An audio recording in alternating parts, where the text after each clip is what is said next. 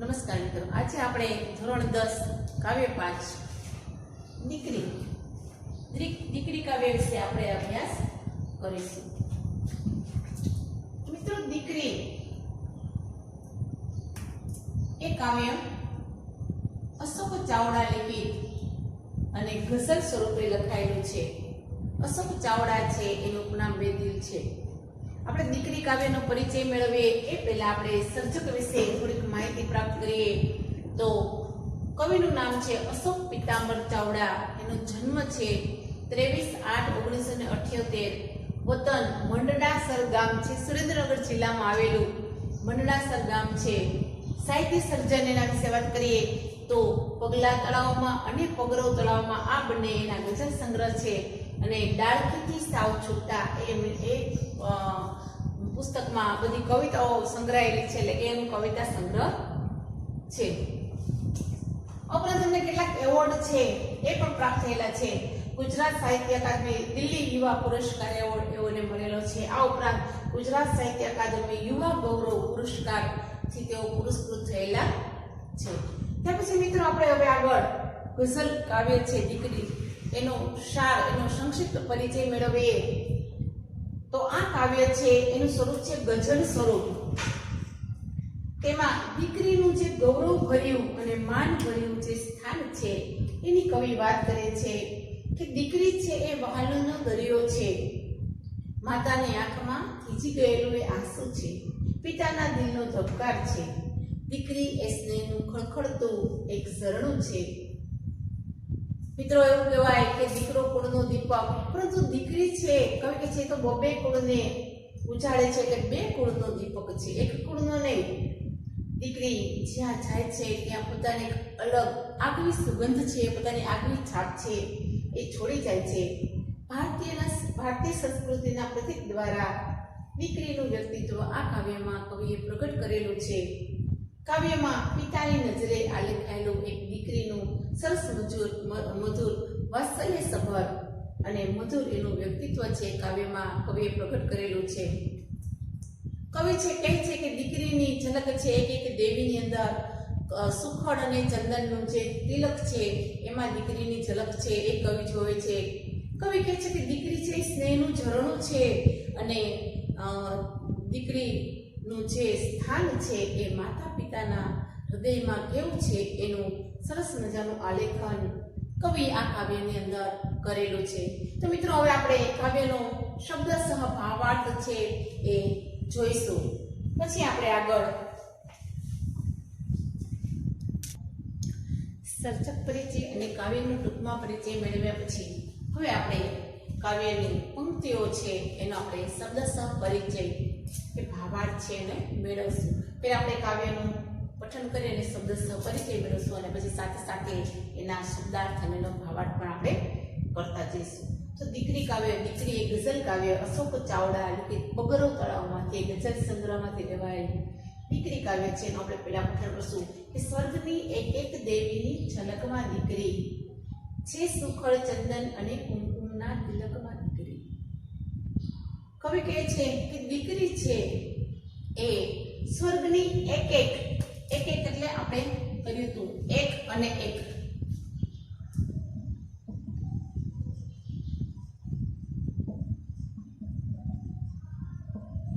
એટલે દરેક, એક એટલે દરેક, સ્વર્ગની દરેક દેવીની ઝલકમાં શોભા, ઝલક એટલે તો ઝાંખી થાય પણ અહીં આપણે શોભાના અર્થમાં લેવાનું છે.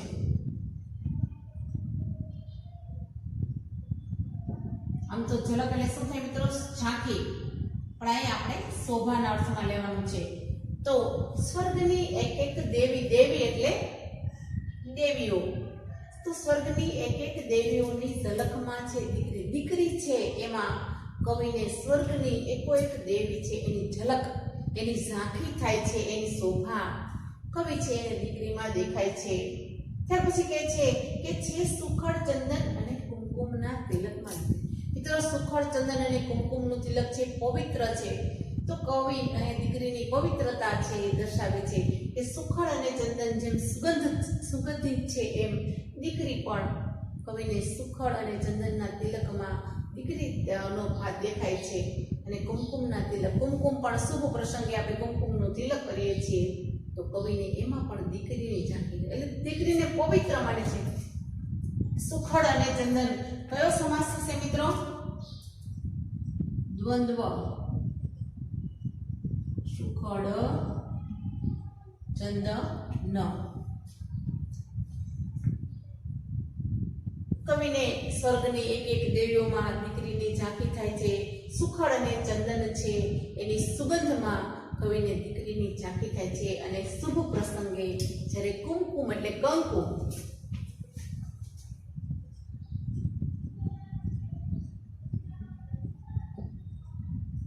મિત્રો આપણે કંકુનો ઉપયોગ છે શુભ પ્રસંગે કરીએ છીએ, અને આ કંકુનું જે તિલક છે એને પવિત્ર મનાય, અને એમાં પણ કવિ છે એને દીકરીની ઝલક થાય છે. ત્યાર પછીની બીજી પંક્તિ જોઈશું આપણે, તો સ્નેહનું ઝરણું ફૂટે એનું જ આ પરિણામ છે, પોતરે છે કોઈ વર્ષોથી ખડકમાં. સ્નેહનું ઝરણું જે વહે એનું પરિણામ આ દીકરી છે, એ સ્નેહનું ઝરણું છે એનું જ પરિણામ છે. દીકરી છે એ સ્નેહનું ઝરણું છે. અને સરસ મજાની વાત કરી એની પછીની પંક્તિમાં કે કોતરે છે કોઈ વર્ષોથી ખડકમાં. મા બાપ છે, જો મિત્રો ખડકમાંથી શિલ્પ કોતરવું ખૂબ જ કાળજીપૂર્વક, ખૂબ જ ધ્યાન રાખીને, સરસ મજાની વાત કવિએ માત્ર આટલી પંક્તિમાં કહી કે માતા પિતા છે એ પોતાની દીકરીને ખૂબ જતન કરી, ખૂબ કાળજીપૂર્વક, શિલ્પી એક પણ ખોટો ઘા ન પડે એ ધ્યાન રાખી અને એનું શિલ્પ છે બનાવે, એમ માતા પિતા છે એ પોતાની દીકરી છે એને શિલ્પીની જેમ એને ઘાટ છે એ આપે છે, એનો યોગ્ય ઉછેર કરે છે અને સંસ્કાર આપે છે. મિત્રો સ્નેહનું ઝરણું, સ્નેહ ઝરણું એટલે સ્નેહનું ઝરણું તત્પુરુષ સમાસ થશે.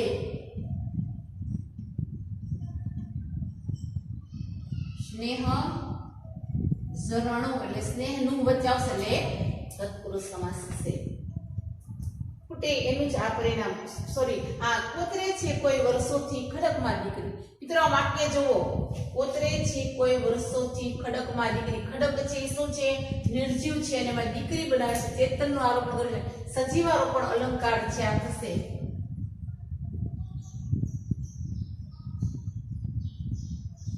અલંકાર છે આ સજીવારોપણ અલંકાર થશે. ત્યાર પછી કીધું કે લાજ મર્યાદા શરમ ગૌરી વ્રતોની હારમાં ઉછરે છે રોજ કાયમથી ખડકમાં.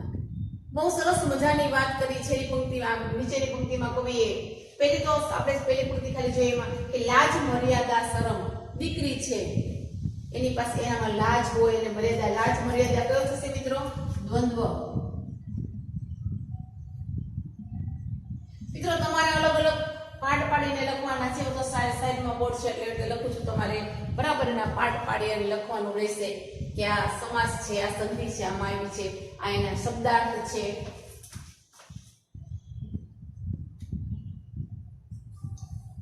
તો લાજ મર્યાદા, દીકરી છે એમાં લાજ અને મર્યાદા હોય, બાપની આબરૂ રાખવી એ બરાબર સમજતી હોય. શરમ છે એનામાં શરમ અને સંકોચ, ક્યારેય સ્પીકર કે બેશરમ નહીં બને. તે લાજ મર્યાદા અને શરમ અને ગૌરી વ્રત, દીકરી છે એ આ બધી હારમાં એટલે એના ઉછેરમાં જ આ બધું આવી જાય છે. લાજ મર્યાદા અને ગૌરી વ્રત. ગૌરી વ્રત એટલે ગૌરીઓ દ્વારા કરવામાં આવતું વ્રત. કયો સમાસ થશે? મધ્યમ પદ લોપી સમાસ.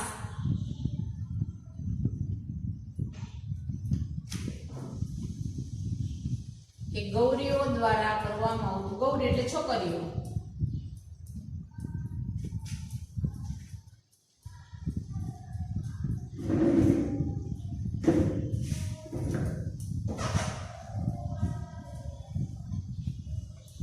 તો લાજ મર્યાદા અને શરમ છે એ દીકરીમાં હોય છે.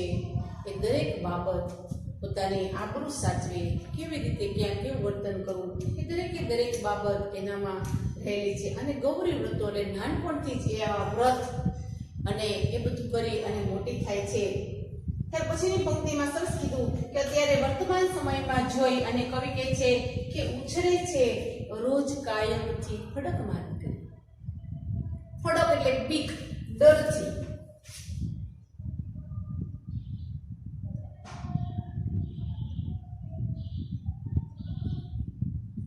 જેમ પારે ઉછે એ લોકોને જોઈને ફફડાટ અનુભવે, એમ દીકરી છે વર્તમાન સમયની અંદર એ ફફડીને ફડકમાં એ ડરી ડરી અને ઉછરે છે. બીજા સંદર્ભોમાં કહીએ તો હાલના વર્તમાન યુગની અંદર માતા પિતા પણ દીકરી છે એનો જે ઉછેર કરે એનામાં પણ ફડક હોય છે. તો ઉછરે છે રોજ કાયમ એ ફડકમાં દીકરી, ડરમાં બીકમાં, એને ડર લાગે છે સમાજની દરેક વસ્તુની અને ફફડાટ અનુભવે છે. એ કોઈને આ ગમશે નહીં થાય, મારે સારું થશે નહીં થાય, દરરોજે દરરોજ રોજે રોજ એના મનમાં ઘરનાની બધાની ચિંતા, એનો જે ફડક છે એમાં દીકરી છે એનો ઉછેર થાય છે. તો મિત્રો બરાબર તમે જોયું કે આપણે દરેકે દરેક પંક્તિ છે એના શબ્દના અર્થ, એની સાથે સાથે એનું ગ્રામર છે એ પણ આપણે લખતા જઈએ છીએ. તો તમે પણ સાથે સાથે ફેસબુકમાં લખજો. હવે ત્યાર પછી આપણે આગળની પંક્તિઓ વિશે જોઈએ. ત્યાર પછીની પંક્તિઓ આપણે જોઈએ તો કવિ કહે છે કે જે શિરે હું હાથ ફેરવતો હવે એ હાથ દે છે. મિત્રો હાથ ફેરવતો હાથ દે છે એના વિશે આપણે આગળ જોઈએ. વિસ્તરે છે એમ સમજણના ફલકમાં. એક પિતા છે જ્યારે એની દીકરી નાની હોય ત્યારે એના પર હાથ ફેરવે. હાથ ફેરવો એટલે પ્રેમથી હાથ પસવારવો.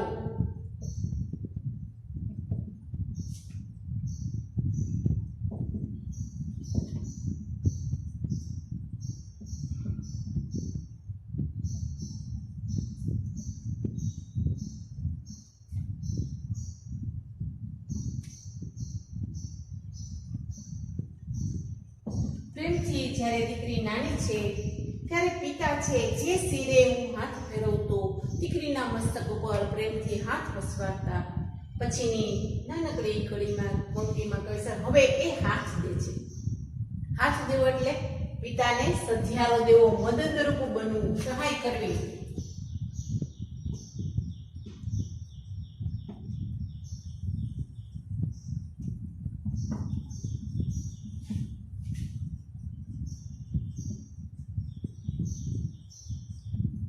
દીકરી મોટી થઈ ગઈ છે, અત્યાર સુધી પિતા છે એના ઉપર પ્રેમથી હાથ ફેરવતા હતા અને હવે દીકરી છે એ પણ પિતાને હાથ દે છે. આર્થિક રીતે સભર પગભર બની અને મદદ કરે છે એમ પણ લઈ શકીએ, અને અથવા તો એને હાથ દે છે એટલે કામમાં પણ મદદ કરે છે. વિસ્તરે છે એમ સમજણના ફલકમાં. આમ દીકરી છે એનામાં આટલી સમજણ હોય, આવી સમજણના ફલકમાં દીકરી છે એ ઉછળે છે.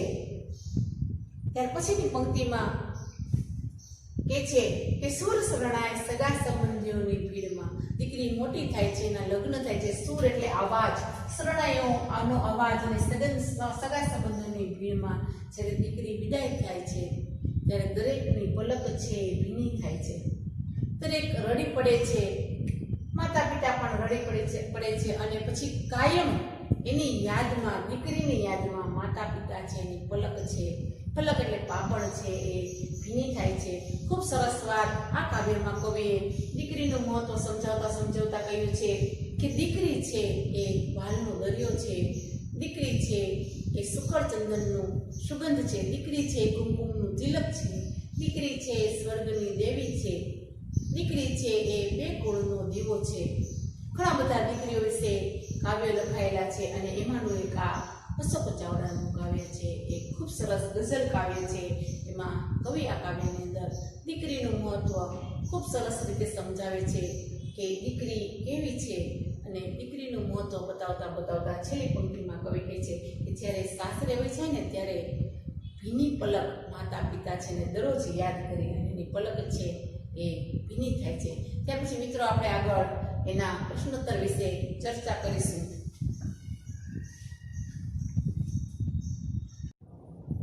આપણે આગળ કાવ્યનો શબ્દશઃ ભાવાર્થ છે એનો આપણે પરિચય મેળવીએ. મિત્રો આપણે એના પ્રશ્નોત્તર વિશે ચર્ચા કરીશું. એ પહેલા હું તમને કહું કે તમારે બધા જ પ્રશ્નો છે તમારી ફેરબુકમાં લખવાના છે, આન્સર છે અત્યારે એની વિશે આપણે ચર્ચા કરશું, પણ તમારે હોમવર્કમાં એ બધા જ પ્રશ્નોત્તર છે તમારે લખવાના રહેશે.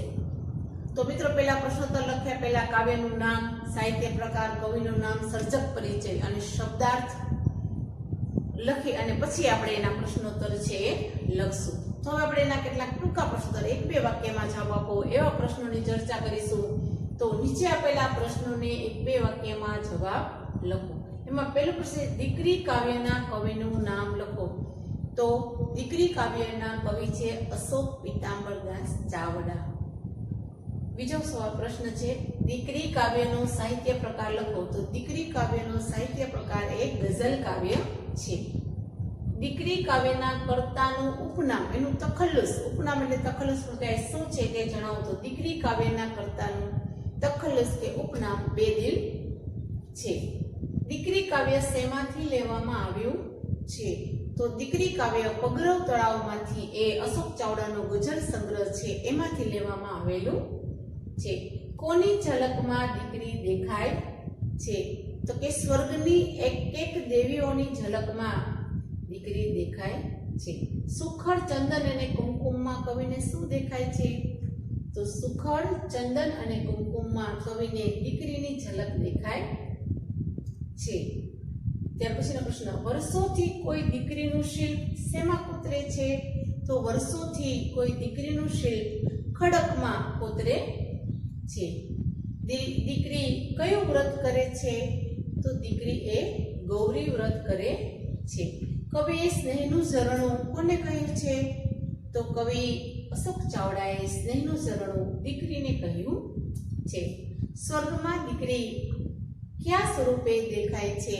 તો મિત્રો પહેલી પંક્તિ છે કે સ્વર્ગમાં દીકરી દેવીઓના રૂપમાં દેખાય છે. કેવી દેવી? તો એકો એક દેવીના રૂપ, એક એટલે દરેક દેવીના રૂપમાં સ્વર્ગમાં છે દીકરી દેખાય છે. આપણે 1-2 વાક્યના પ્રશ્નો કરીએ. હવે આપણે મોટા પ્રશ્નો, 2-3 વાક્યના પ્રશ્નો વિશે ચર્ચા કરીશું. હવે આપણે સ્વાધ્યાય પ્રશ્નોત્તરમાં 2-3 વાક્યોના જવાબ છે એના વિશે આપણે ચર્ચા કરીશું. તો પહેલો પ્રશ્ન, કવિને દીકરીની ઝલક શેમાં દેખાય છે?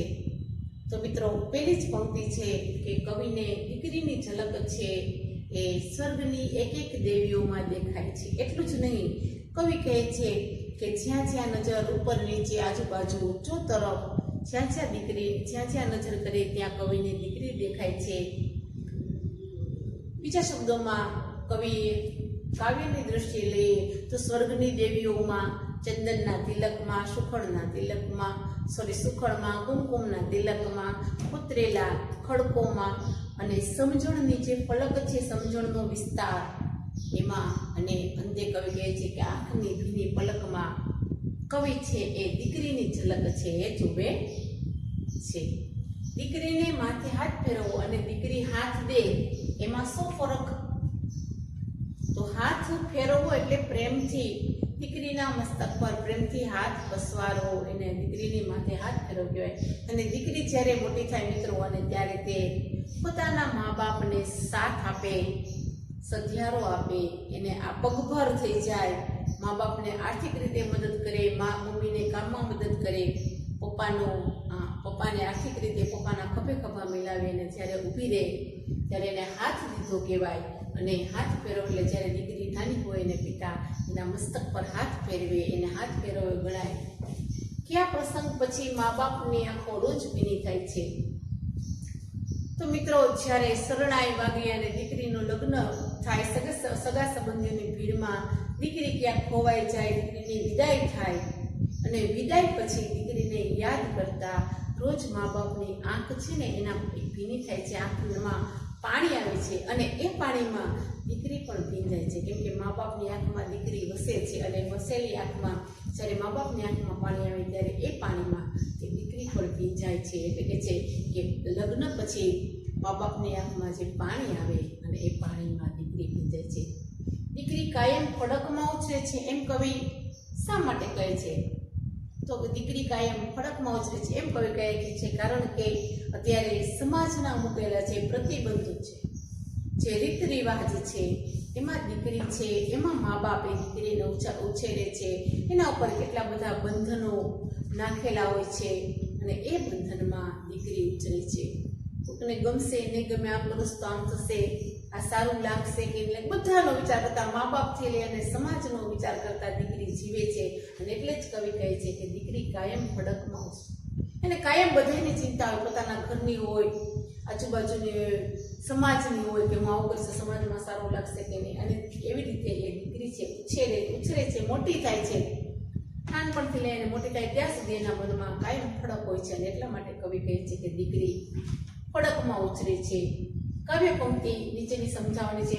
સુર શરણાઈ સગા સંબંધીઓની ભીડમાં રોજ ભીની થાય છે ભીની પલકમાં. સુર શરણાઈ, શરણાઈઓના અવાજ થાય. ક્યારે શરણાઈઓનો અવાજ થાય? તો જ્યારે દીકરીનો વિદાય પ્રસંગ યોજાય અને ત્યારે એના લગ્ન લેવાય, સગા સંબંધીઓ બધા એકઠા થયા હોય, ભીડ હોય, લગ્ન લેવાઈ જાય, દીકરીને વિદાય આપવામાં આવે અને પછી દીકરીને સંભાળતા રોજ મા બાપ છે. મા બાપ ક્યારેય દીકરીને ભૂલી શકતા નથી. એટલે મા બાપ છે એની આંખો દરરોજ ભીની થાય. અને એ ભીની આંખો થાય ત્યારે આંખમાં વસેલી એની જે દીકરી છે એ આંખમાં વસેલી છે અને પરિણામે એ દીકરી પણ સાથે સાથે ભીની થાય. એટલે ભીની પલકમાં દીકરી, મા બાપની આંખોમાં વસેલી દીકરી છે એ ત્યારે ભીની થાય છે. આમ આ પંક્તિમાં અશોક ચાવડા છે દર્શાવે. કાવ્ય પંક્તિનો ભાવાર્થ મિત્રો કરીએ ત્યારે આપણે બધું પહેલા લખીશું કે આ પંક્તિ અશોક ચાવડા લિખિત પગરો તળાવમાં કાવ્ય સંગ્રહમાંથી લેવામાં આવેલી દીકરી ગઝલમાંથી આપવામાં આવેલી છે. અને પછી આપણે કાવ્ય પંક્તિનો જે ભાવાર્થ છે એ આપણે સમજાવશું. હવે આપણે મુદ્દાસર પ્રશ્નોની વાત કરીએ અને મુદ્દાસર પ્રશ્નો જોઈએ તો આપણે 1-2 વાક્યમાં અને 2-3 વાક્યમાં પ્રશ્નોત્તર વિશે આપણે ચર્ચા કરી. મિત્રો હવે આપણે મોટા પ્રશ્ન વિશે ચર્ચા કરીશું. તો મોટા પ્રશ્ન વિશે આપણે જોઈશું તો દીકરી કાવ્યમાં કવિએ દીકરી પ્રત્યેના મનોભાવો કઈ રીતે વ્યક્ત કર્યા છે. તો મિત્રો આ તમારે જાતે પ્રશ્નનો ઉત્તર લખવાનો રહેશે. કાવ્યનો ભાવાર્થ તમને પૂરેપૂરો સમજાય છે, પરંતુ પ્રશ્નનો જવાબ લખ્યા પહેલા આપણે કૃતિ, કર્તા, સાહિત્ય પ્રકાર અને સંદર્ભ ગ્રંથ લખી મોટા પ્રશ્નો છે મિત્રો જ્યારે પૂછાય ત્યારે આપણે એને આગળ આટલું લખશું કે કાવ્ય કૃતિનું નામ શું છે, એના કર્તા કોણ છે, એનો સાહિત્ય પ્રકાર કયો છે અને સંદર્ભ ગ્રંથ કયો છે. તો કૃતિનું નામ છે દીકરી, એના કર્તા છે અશોક ચાવડા, એનું ઉપનામ બેદિલ, સાહિત્ય પ્રકાર છે ગઝલ અને પગરવ તળાવ એ ગઝલ સંગ્રહમાંથી આ કાવ્ય લેવામાં આવ્યું છે. અને પછી હવે આપણે કે કાવ્યનો જે ભાવાર્થ છે, એના કાવ્યનો જે મનોભાવ છે દીકરી પ્રત્યેના કવિના, એનો આપણે વાત કરીશું કે કવિ જે કાંઈ દીકરી વિશે કહે છે. આ પ્રશ્ન છે મિત્રો એ તમારે જાતે કરવાનો રહેશે અને ફેસબુકમાં વ્યવસ્થિત લખી અને બતાવવાનો રહેશે. ઓકે, થેન્ક યુ મિત્રો.